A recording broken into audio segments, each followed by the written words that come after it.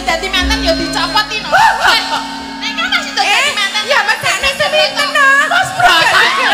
Mas Broto kayak kepiye Mas Broto. Ora entuk no. Ora entuk.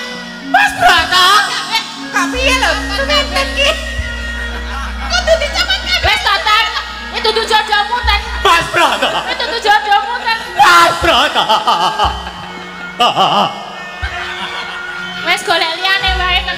Wes pokoke Den Mas Broto. Mas Broto. Piye. Den Mas Broto. Ayo Pak Dewi bali, ayo bali. Bali. Mas Broto. Mas Broto. Lah. Kok dadi kaya ngono seminten?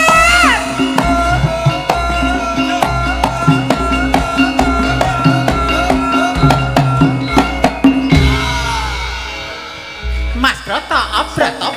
Mas Broto, obrat. Seminten ele. Obrat. Obrat.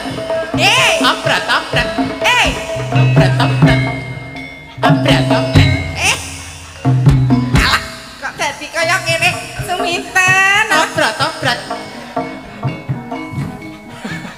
Jatuh cinta berjuta rasanya, dipandang dibelah Allah rasanya. Lagune mbok sing kekinian Tatan. Waktuku kecil aku nggak tahu yang Mungil-mungil, ku sentil-sentil, ku kira pentil, ternyata pentil. Waktu ku nongol, aku tahu yang nongol-nongol. Ku senggol-senggol, ku kira botol, ternyata pistol. Tembak-tembak, dar. Tembak-tembak, dar. Mas Broto. Lah, iki sumintene kene apa kono to? Kok. Sumintene kene apa kae jane? Kae lho lek kae iki yo. Endi to? Oh, kae yo suminten. Oh, alah. Lah. Betak-betak minangkani pamundutan. Wes iki. Wes sapri kok edan kosan kok. Gus talah. Gandeng-gandeng saingane wong edan terus ngedrop. Anak sing luwih Ini ya salah satu fragmen yang ikonik loh dari Pak Seno. Iya.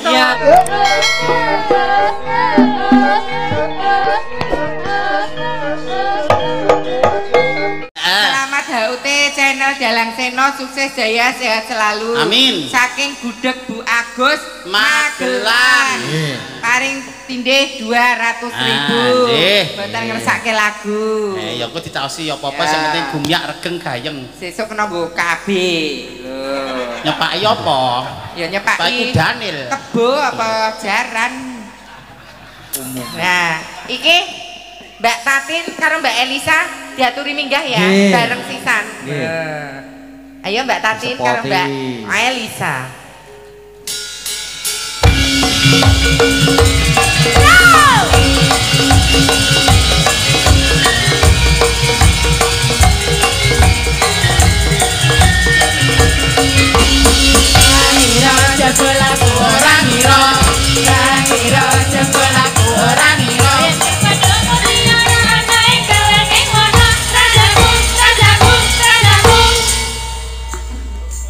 Ayo sing gawan warga laras kok dadak iren. Iki sing enom. Aku manut sing tuwa. Kaya wong bingung. Gawean kok iren. Kok ble. Gawean kok iren. Gawean iren kok blero iki. Lah ngopo? Lah nek rajang cak. Zaman saiki rene sacet. Jangan kesempatan itu nanti dipaske larase ngono lho kok terus para pekewo bisa dimaklumi dengan usia yang 50 tahun iso dimaklumi. Alah, lek mbok deng-dengke tuwane. Ade ya manut ya mbiyen kan ade kon ngejokke sing dijokke ak dhewe, sing eksekusi kono. Ya wis, berarti ya iki mau dientekke dhewe. Apa nek ra ono sing tuwa kok ora tekan ati. Ya. Ngaturaken sugeng dalu sedaya mawon. Nggih sowan mriki Mas Gading Mak Cangil Yuli. Nggih, sugeng dalu Mbak Elisa. Sugeng dalu Mas Gading. Sugeng dalu Mbak Tati. Kelihatannya malam hari ini berbunga-bunga ya. Berbunga-bunga. Beda-beda gitu ya. Beda ya. Iya, berbunga setaman. Ya, kok bunga setaman. Nek sayane Mbak Mimin piye Mbak Tatin? Pucuk. Bunga-bunga cinta semakin merdeka di hatiku. Ini malam hari ini juga kita kayak nganu ya. Kita sumringah. Ya, nek Baterai dicandra kebujulan. ya kaya kembang. Kembang. Bang bangke. Ki malah anu lho, ciri khas Indonesia lho, Rafflesia Arnoldi. Lho jenenge apike kok ngono kok. Apa ya? Ning ambune. Ya, dari Mang Ayu Bagio ya, Mbak. Dari tetunggo kagem channel Dalang Seno, ingkang kaping gangsal. 5 tahun ya. 5 tahun luar biasa, tansah ngrembaka. Subscriber-nya tambah oke. Amin. Sing delok ya supaya sing delok Penontonnya viewer-e. Ya, enggak cuman apa wayangan-wayangan dari Warga Laras tapi juga wayangan yang lain juga di streaming sama Dalang Seno channel. Ya muga ngrembaka wae iso ngrembakake budaya sak Yogyakarta iso dibiwarake sak Nusantara sak dunia. Amin. Amin. Kira-kira Selain mendoakan Dalang Seno channel ya mendoakan untuk netizen yang di rumah dan penikmat setia wayang tetaplah menjadi netizen yang bijak. Yang bijak betul. Biasakan mendelok dulu, membaca dulu lagi komen. Komen Mbak Elisa keneng, Mbak Tatin keneng, Pak Desukimin keneng. Nah, sing penting aja saling menjatuhkan. Iya. Nek dinalar fane akeh aku lho karo ngene Tatin. Ning aku tetep ya ora sombong, ora kabur. Nek dinalar. Iya, heeh. Nek biyen tau dingenekke Mbak kalau ada Tatin itu Mimin enggak usah diajak jijiki. Yo. Zaman sekolah ya Mbak. Unekke wong gur wong ngetik. Nek ora tak unake kok ya salah temenan. Lek ben kita lho buka HP kok ketok sedih ngapelek terus kon maca aku. Komene piye? Mimin itu laknatullah. Wes warna-warna ya tenan jenenge wong jenenge Jenenge netizen bebas kok ya wong delok alok bebas. Wong deloke alok ora udu apa-apa kudu ya ning saiki ketoke wis rapati ya kaya mbiyen. Dadi walaupun aku ada sama Kak Mimin, Kak Apri wis biasa. Ora kaya mbiyen meneh ya Kak ya. Nek mbiyen nganti sakit hati, padahal aku ora ngerti apa-apa sing diunek-unekke aku. Gara-gara kowe ngono kuwi. Iki nesune karo aku padahal aku no. Dodol kowe. Terus itu kok ayo Tin, heh. Tatin kon ngopo, Bu? Pak. Mas Gading, menika wonten titipan saking Pak Putra Dikari. Luar biasa. Putra Dikari. Kok ya mesti ya. Wis kok men ora loka tambah kebak, Pak. Panjenengan niku sok nontoni TikTok-TikToke sapa-sapa. Nyawer-nyawer tap. Ini aku juga dadi sawer singa kok. Pak Putra Dikari iki nganti jadwalku suntik putih hafal lho nang wayah sesuk suntik putih aku mesti ditransfer. Wis suntik putih dadine klawu ya, Lek. Ijek proses.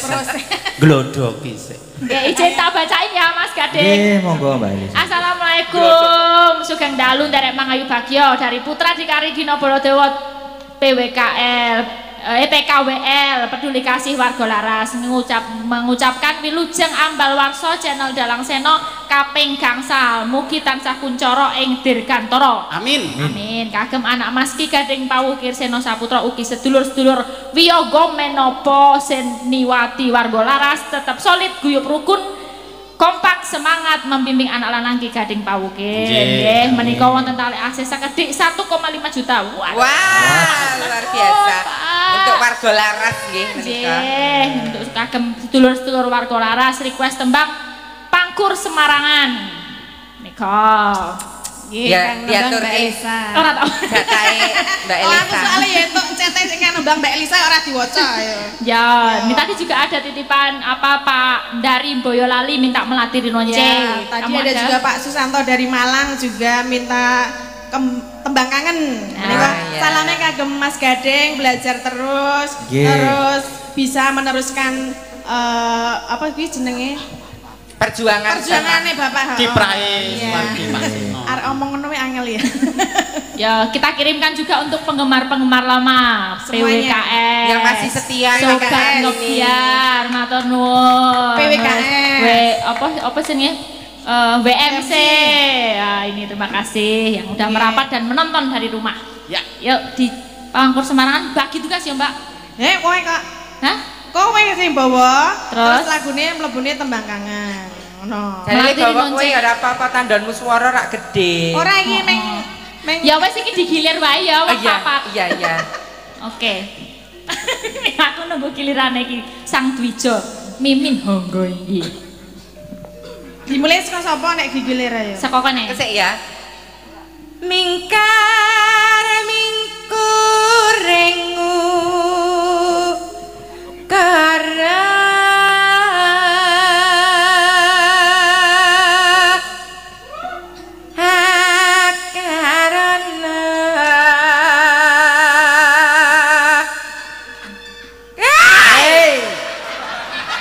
Gentone metu. Sing nyekel. Wis halo, sajepen melu kono, penonton den kok. Lah kan tak kira bapake aku. Kowe iki angger nang kene mesti spesial Mbak iki. Nek digawake bintang tamu sing spesial nganggo ndok. Ganti apal aku ya. Karenan marati siwi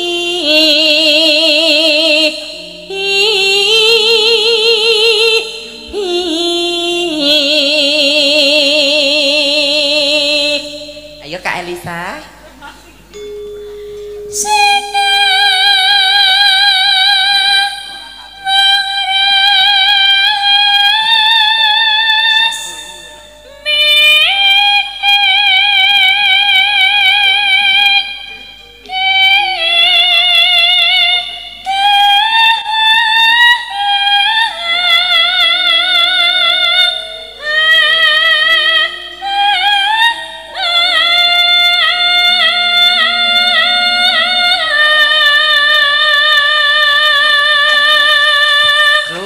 Wah, luar biasa. Awet pertama panggung Semarang rungokke Mbak Elisa sakyane ora maleh. Matur nuwun atas apresiasinipun kula makili anak kula Elisa matur nuwun. Lah kowe iki mah sakyana sayane kok malih kentir oleh malah.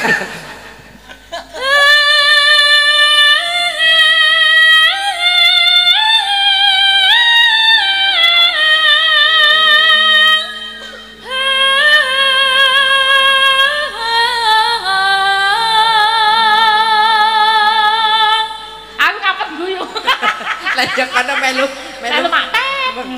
Ayo Mbak Tatin. Sinopa Sinokarata Marekerat Marata. Pindah boten? Ora lho dirangkung sik. Ngelmu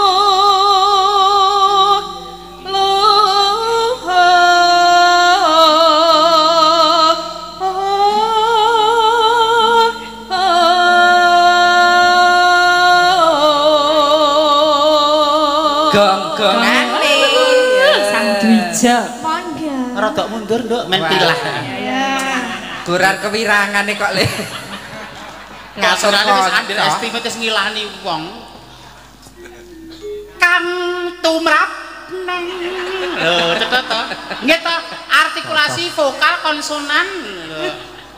Pressing ya. Suara kok nggo pesing barang. Penekanan. Oh, penekanan. Kang tumrap neng tanah Jawa.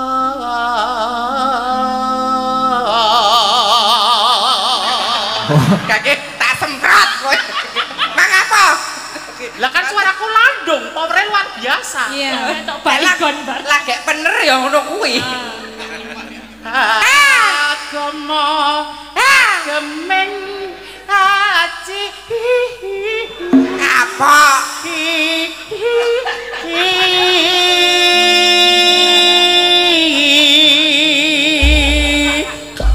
Makan sesupotnya. Ora ana wong keplok blas ya. Jos. Alah. Alhamdulillah. Pun tembang kangen. Nggih. Tembang kangen.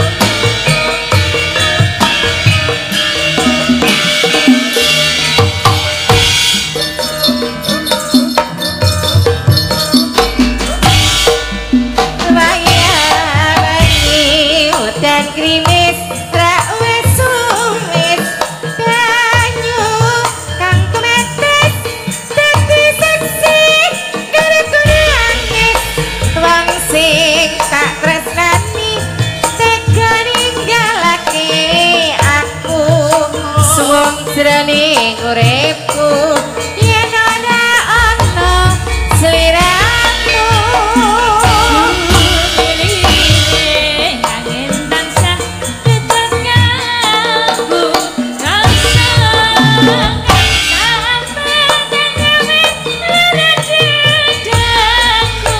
lewat tembang kangen uga bisa dadi tombok kangen iki nandangmu yang rina wengi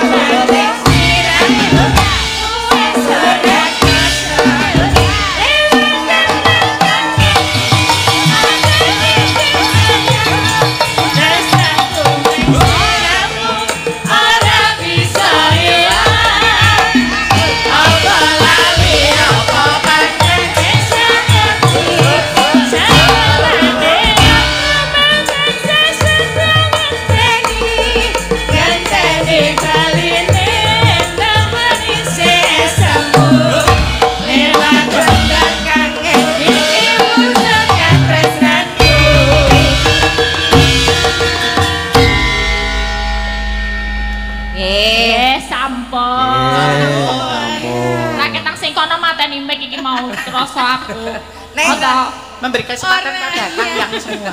Iya, toh. Ora ya. Ora tak pateni ning meneng wae. Nih oke, iki oke permintaan. Iya. Dari apa jenenge? Dari sekian banyak request, paling banyak itu request fragmen antara Mbak Tatin karo Lekmin. Nah, ki nggo ngobati kangene para pamirsa kok. Apa? Lakone kok sepinten edan. Karo pemuda-pemudi mriki ngersakaken lewung. Oh ya, kuwi lewung ki jatah Bu Pras biasane. Oh, sindene yo isih banyak kok. Ada Mbak Agnes, Mbak Orisa iki hadir lengkap, ada Mbak Ayu, ada Mbak Neti, Mbak Wahyu Bupras. Absen Anting sama Mbak Ika. Iya, iki suminten edan, kowe tetep dadi cempluk. Nah, sing dadi sumintene Lek Sukimin. Terus lenange? Lenange sapa iki? Mas Kisban. Lagi nguyuh. Oh, agak ngetap kok, Pri. Lagi ngerok. Lagi pipis karo Bu Pras mau. Apa ya lewung sik, nyasi lewung sik ya ora apa-apa ta, Jas. Ya, lewung juga Ya, enggak lewung apa-apa. sikit. Mangga. Sinten? Seliramu apa? Nduk Erisa manut, Nduk Loh ini ada Mbak Agnes sama Mbak iya, Orisa Mbak Agnes sama juga. Mbak Orisa. Bu Prastiwi. Mangga. Monggo, Nak. Lewung. Lewung. Ya. Oh, limong kari dhewe. Oh, limong kari dhewe, kae. Limong arep dhewe. Ya apa manut? Oh iya. Harapane kanca Berarti warga laras. langsung Ramen. Ramen apa sing dadi Mas Brotone Mas Solikin. Ya, sip. Adewe tetep dadi mban. Mban abadi. Mbane sapa? Mbane sapa? Aku mbane ngono kowe mbane. Aku mbane iki ya. Ceritane piye ceritane?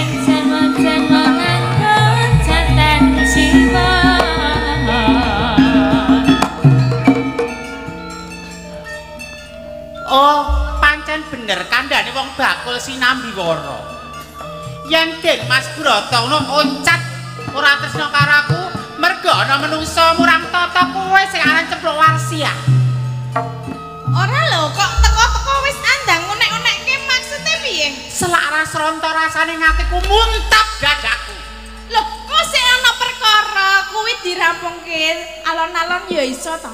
Ana masalah apa ana perkara apa? Sing cemplok iki sing blenek apa sing nyelekutis? Aku mbane kok. Kancane. Aku Iki kancane, kancane. iki. Aku cemplok. Kowe sapa? Ayu aku. Wasis ya wasis aku. Ya jelas lo Suminten kok. Apa nek saya iso nglawan Suminten? Lho, aku ya anak warok. Bapakku ya Sekti Mandraguna. Ya padha nek padha-padha. Oh, iki ta sing jenenge Suminten. Anak Guna Seco. Warok Guna Seco. Duk nalika semono, Kanjeng Adipati Debya ngalih ning Trenggalek, nek bapakku iso mateni kraman, bebanane aku didape Dimas Broto. Ning kasunyatan Dimas Broto saiki oncat. Lho, mergo saka pokal gawemu. Mesti kowe pamer awak. Pamer awak. Kok sik iki piye ta? Anu piye jenenge? Awake rasa dipamer kaya aku sak sapir ngene iki wis do mudeng wong lanang. Mesti ta, kok sik iki karepe njuk kepiye nek ngene? Ora iki koyone wong sing arep nikung kuwi malahan. Nikong. Iya. Iki sing arep karo Den Mas Broto? Kudune kowe sing ra trimo wong jane dadi pasanganmu to. Oh, dadi iki. Wong kok pawakan koyo gerdu kok kuwi. Kok sik ta? Iki padake gerdune aku ra trimo. Mesti nek lamaran tetep Den Mas Broto milih aku. Aku iki mending kaya gerdu timbangane kowe wedok ora lanang ora? Ning kan iso ngancani rondo. Kok sik ta? Lah kok gelem ngancani rondo? Lah kowe gerdune mbok pilih rondo nek lu kok. Lho. Ana jenenge ayu ya ayu, aku gede ya gede aku. Ora mokal yen Den Mas Broto milih aku. Ayo ya, aku gede ya, aku. Kadang-kadang Den Mas Broto milih aku. Kaya ngono kaya Den Mas Broto. Garis gedene Suminten ki njaluk kowe aja cerak-cerak karo Den Mas Broto. Saiki nek pancen iki Den Mas Broto konen rene kon milih endi? Lah. Jajalan. Men padha padane. Padha padane Den Mas Broto ini. diaturi tindak mrene ben iki ben Den Mas Broto omong dhewe. Ya wis, tak pethuke nganggo Grab sik. Mas Broto.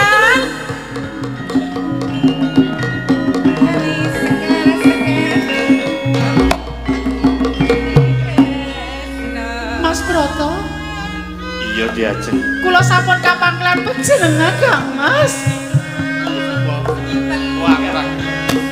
Lah kok klewa-klewa lho. Saatase karo Suminten kok iso klewa-klewa lho. Den Mas Broto ki. Panjenengan sampun dipun pacakaken kalian kula lho Den Mas. Kanton nenggo dinten tepuking damel menika lho Den Mas Broto. Panjenengan pirsani anggen kula nyalira busana lho, sampun kula lho. Kuwi ben apa? Kowe nek ngono kuwi wong lanang ya malah gila to. Lho, wis Aku tak gila. bleweh-blewehke kaya ngene lho. Wong wedok ki mbok sing lumrahe. Apa dibledehke sisan ae piye? Kok Kuwi asli apa ora sum? sum. Sen mbok ora sum. Iso banget anak Adipati kok sum. Ten ngono lho. Joke sum.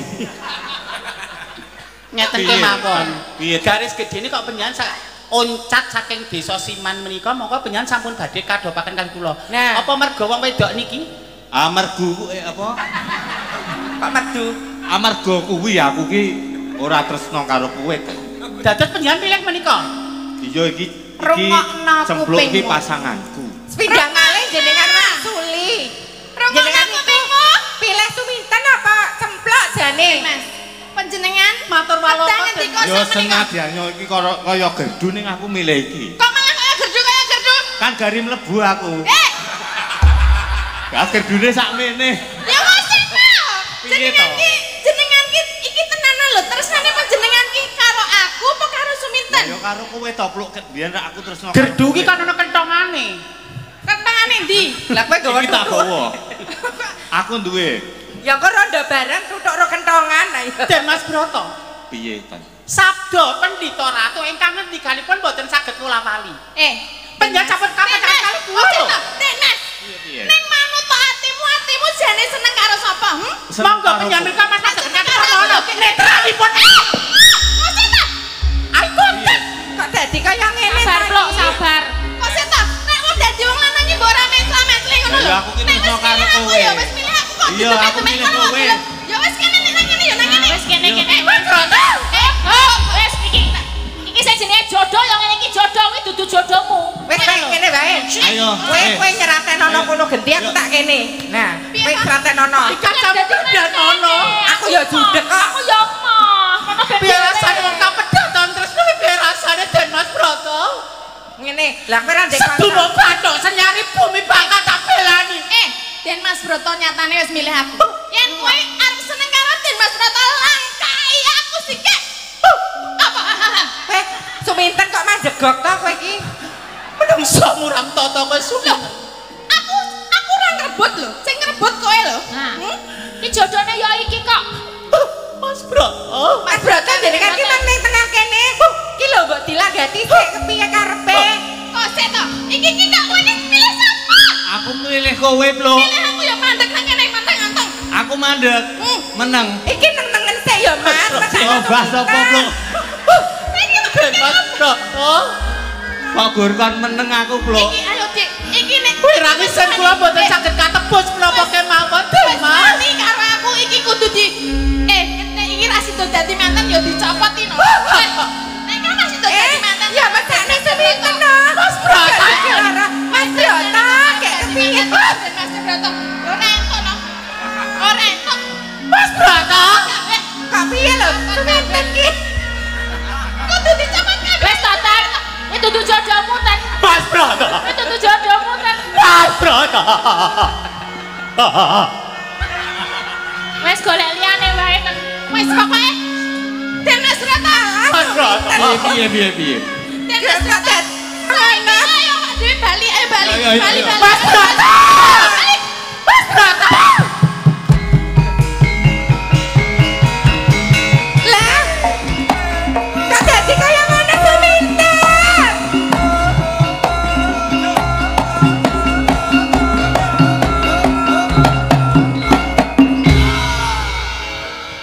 Mas Broto obrat. Mas Broto obrat. Obrat. Suminten elek. Obrat. Obrat. Obrat.